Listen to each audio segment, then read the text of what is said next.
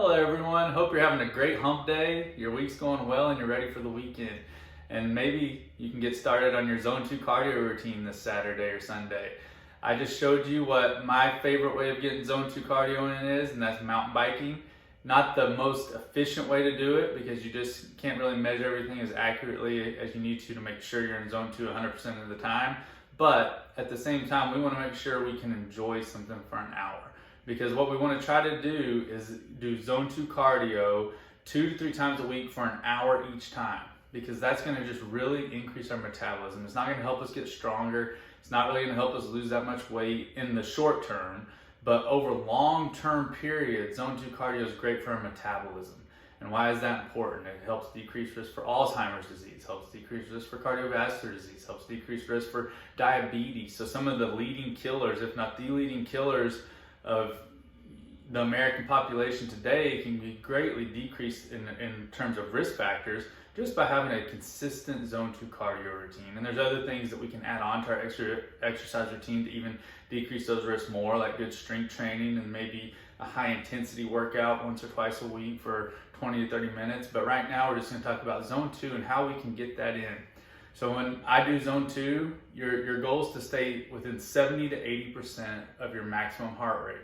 How we get our maximum heart rate, estimatedly, is to minus your age from 220. So subtract your age from 220 and you get your estimated maximum heart rate.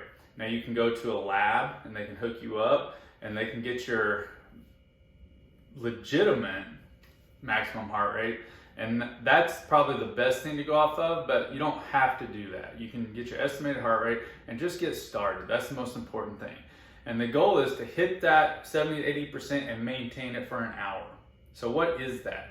Usually, if you haven't been working out, that's just nothing more than a brisk walk. So it should be something that gets you a little bit out of breath, but you could hold a conversation for the whole hour. If you did more, you would get out of breath and wouldn't be able to talk. But you're right at that threshold of being able to talk and work out at the same time.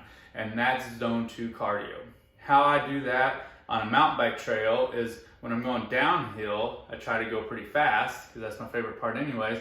When I'm going uphill, if I'm doing Zone 2, I try to go pretty slow so my heart rate doesn't spike as much. And so down fast, up slower, and that keeps me in that Zone 2 cardio range. If you're running, it would be something similar. So you can run and stay in a Zone 2, but it's not going to be a real fast run. It's going to be like a slow jog. But as you get in better shape, it's going to take more to get you into Zone 2.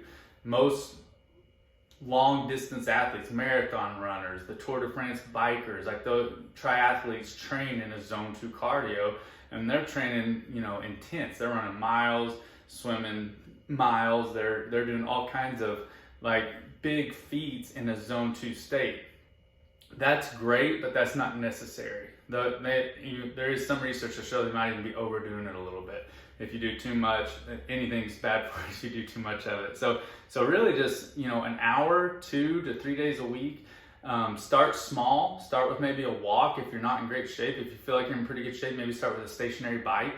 Stationary bikes are a great way to be able to watch your heart rate, know that you're in Zone 2 cardio, and then just try to maintain that for an hour.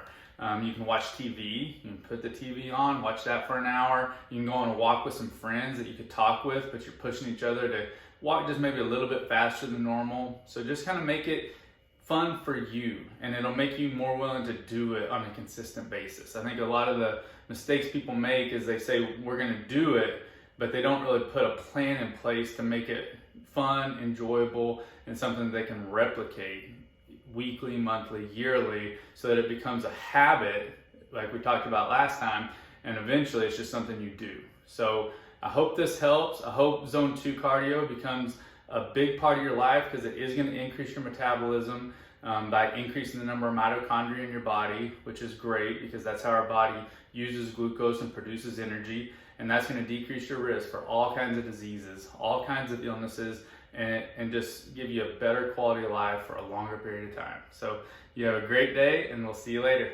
Bye.